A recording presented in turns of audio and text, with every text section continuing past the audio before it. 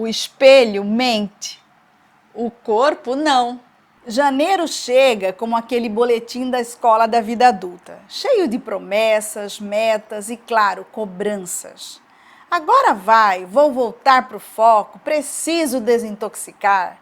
E o corpo, coitado, já começa o ano ouvindo ordens antes de ganhar um bom dia. Mas eu te pergunto, desde quando o seu corpo virou funcionário do seu espelho?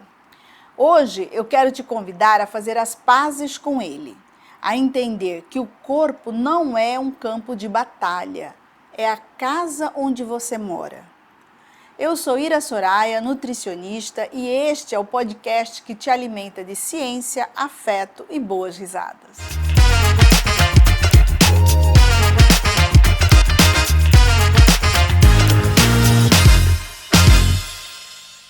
O espelho. O espelho. Ele devia servir para refletir a luz, mas a gente usa para refletir a culpa. É como aquele chefe chato que só aparece para apontar erros.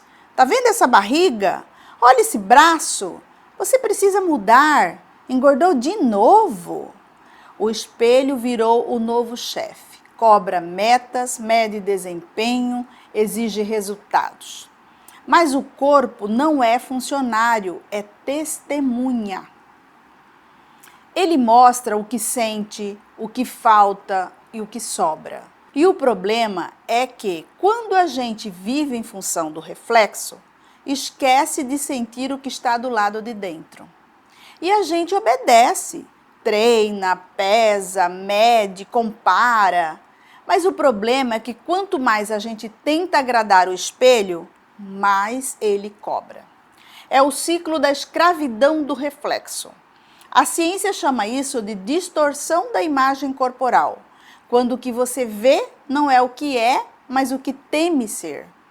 Um estudo publicado em 2023 no Journal of Eating Disorders mostrou que essa distorção está ligada a baixa autoestima, estresse e comportamento alimentar desregulado. Em outras palavras, quanto mais você briga com o espelho, mais o corpo vira refém da culpa. E o curioso é que o cérebro não entende.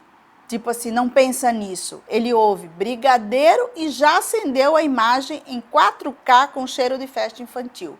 É a velha história do não pensa no brigadeiro e pronto, você está pensando no brigadeiro. O cérebro é eficiente, só não é obediente. A dopamina, o neurotransmissor do prazer e da motivação, não entende proibição. Ela entende recompensa, previsibilidade e prazer real.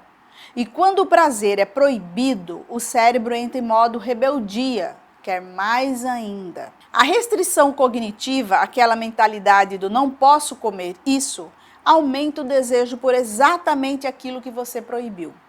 Aí vem o efeito dominó. Culpa, restrição, compulsão, culpa de novo. E no fim, o espelho ganha e você perde o apetite pela vida. Isso não é falta de força de vontade, é biologia. Quando você restringe demais, o cérebro ativa o circuito da escassez, quer tudo e quer agora. O estresse aumenta o cortisol e o cortisol bagunça a leptina e a grelina, que são os hormônios da fome e da saciedade. Resultado, o corpo entra em modo sobrevivência e o cérebro grita: a culpa é minha, mas o pão de queijo é nosso.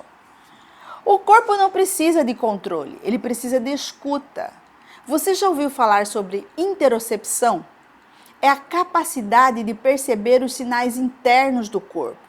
Fome, saciedade, temperatura, batimentos.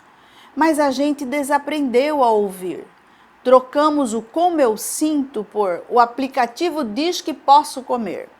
E o corpo, quando não é ouvido, começa a falar de outras formas, com cansaço, dor, irritação, ansiedade. Pensa comigo, se o corpo fosse uma casa, como ele estaria hoje? As janelas abertas com luz e ar entrando? Ou trancadas com o alarme tocando o tempo todo? Cuidar de si é abrir as janelas, não para deixar o corpo perfeito, mas para deixar ele respirar. Tem um ponto que a culpa odeia e a ciência adora. Prazer também regula o apetite. Quando a gente come com atenção e prazer, o cérebro entende que recebeu recompensa e desliga o impulso de continuar comendo. Uma meta-análise de 2022 mostrou que práticas de consciência corporal, como o Mindful Eating, melhoram o controle alimentar e reduzem o comer emocional. Mas calma, não é meditar mastigando uma uva passa. Ninguém merece isso no calor de Cuiabá, por exemplo.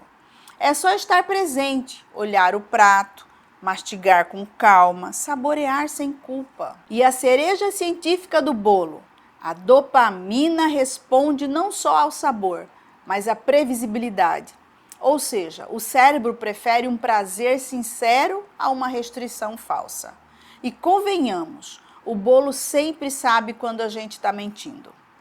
Nos últimos anos, a nutrição funcional vem falando sobre algo que eu amo, gentileza metabólica. E o contrário do zera tudo segunda-feira é o retorna com respeito na terça.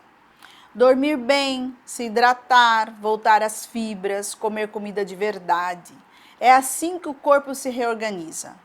A Nature Reviews Endocrinology, em 2021, mostrou que o sono regula a grelina, a leptina e o cortisol. Ou seja, dormir bem é tão regulador quanto comer bem. Cuidar do corpo não é sobre controle, é sobre ritmo. E o ritmo tem pausas. Se você passar o ano tentando consertar o corpo, vai esquecer de habitá-lo. E o corpo que não é habitado, adoece. O corpo é casa, ele te abriga, te carrega, te dá significado. E como toda casa, precisa de cuidado, não de castigo. Então, se for fazer uma promessa para janeiro, que seja essa. Prometa ao seu corpo o que você promete às pessoas que ama. Presença, paciência e respeito. Toda vez que vier uma crítica, pense em como você falaria a uma amiga querida. Fale isso para você no exato momento que a crítica surgir. E lembre-se, o espelho mostra o reflexo, mas nem sempre mostra a verdade. O corpo muda e isso não é um problema, é um sinal de vida. Que tal, em vez de se medir por fora, começar a se observar por dentro? Como está a sua energia, sua disposição, sua leveza ao acordar?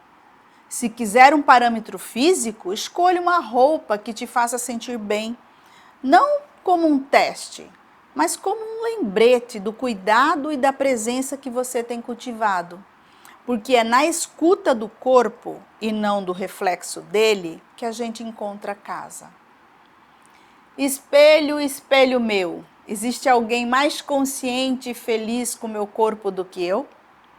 Bora começar o ano com mais empatia e menos crítica? Beijos nutridos!